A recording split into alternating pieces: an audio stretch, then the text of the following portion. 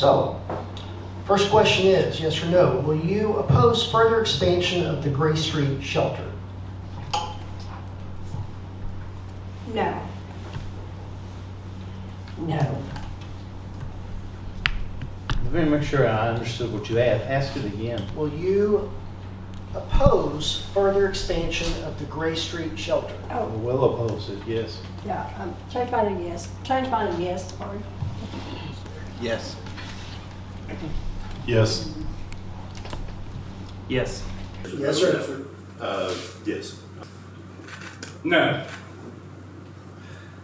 Yes and no. Okay, I can't wait to hear more about that. So the question is, what should happen with the Gray Street shelter?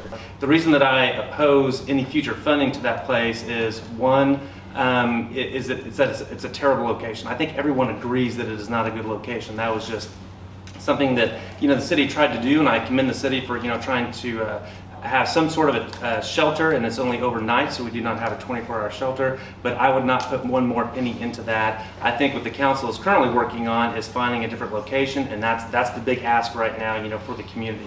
I would oppose any future renovation of that, but I do agree with moving it and funding a 24-hour shelter. With regards to the Gray Street shelter, I would close it down just for the simple fact that it's creating havoc downtown.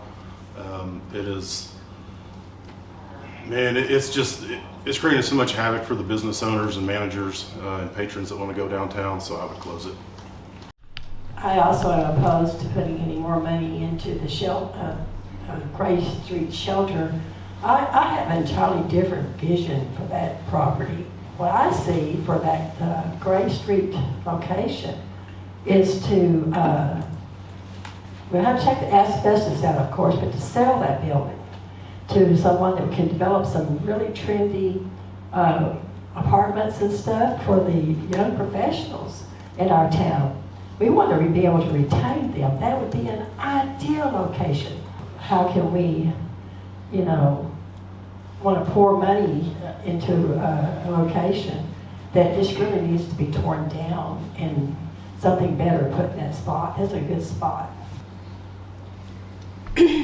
On February 13th, I will be voting yes to actually remove the asbestos and renovate the inside, which will expand bed capacity to about 100, which is great because we turn our way about 10 to 15 people every night.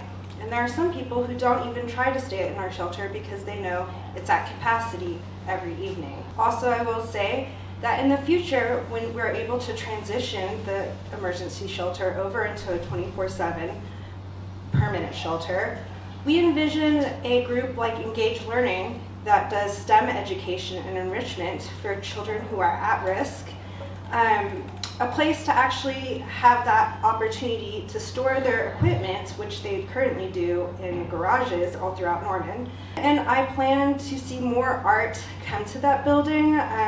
The city manager and Parks and Rec and our Norman Arts Council were great, and with Synergy, we have taken down, replaced the boarded up windows with actual glass and put beautifying local art and supported local business because that was a local vinyl company that printed that out and installed it.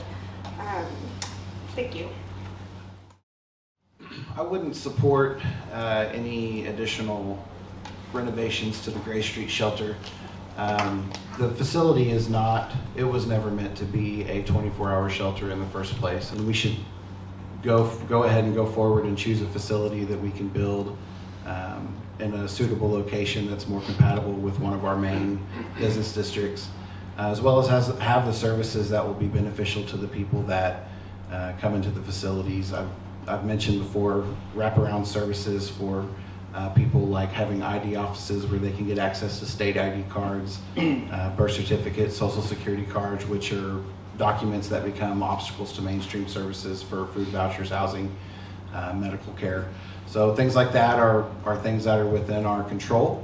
And I'm glad that we have a warming shelter for the unhoused to use as it is now, but I agree that I don't think it's compatible with downtown Norman, and I wish that we could find another location to make a better facility than the one that we're kind of just putting Band-Aids on right now. Well, to tell you the truth, I don't think we should be in the business of taking care of, having a shelter like that. The county is what is should be obligated, and I understand that they are obligated to fund that and to do that. We just can't afford it, and ever since we started that, we've done nothing but cause more harm. We've got more vagrants that are coming in, and I want to make it let you know there is a difference between vagrancy and homelessness, and I really don't think that's something that the city should be investing in. We need to be investing in organizations that are geared to help, and I know of 50, and I've got a list of them here, 50 different organizations that do a very, very good job, but I really don't think it's the city business to get involved in that, because ever since we have, it's caused nothing but trouble. We need to take those funds and invest them in other areas that will help the homeless and not attract more vagrancy.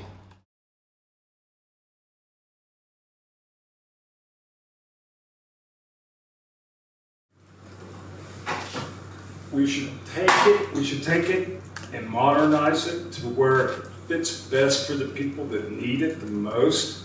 We need to provide services, not even to just basic human needs, but to get them retrained, reworked, retooled, reskilled, and try to make them an active member of society. And that's what I'd like to see that shelter become part of. Yeah, so I do support a 24-hour shelter, but I don't think downtown is an appropriate place for it.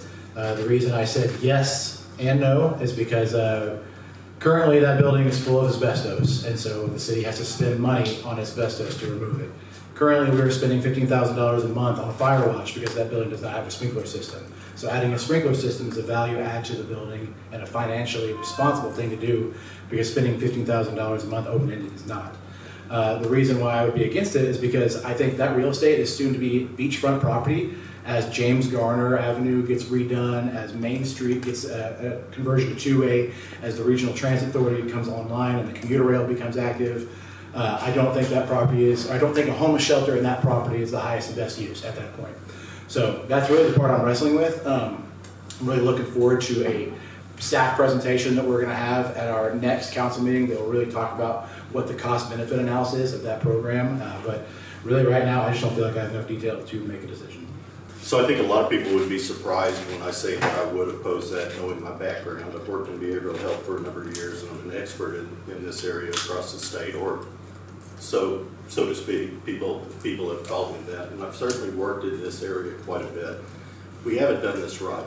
The way we've done this with placing that shelter on Gray Street, and actually everything that Matt was talking about, we put it in a place to where it's just setting up for negative consequences and further stigmatization of these issues.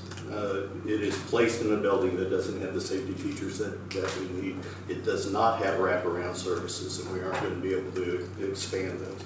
Now, the other part of this that I would bring up is I actually don't support city funds funding a 24-hour shelter.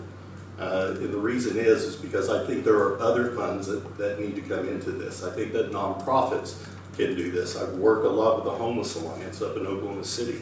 I love the way they do that. Because everything that we do, but working with an unhoused population, needs to have a path out of homelessness.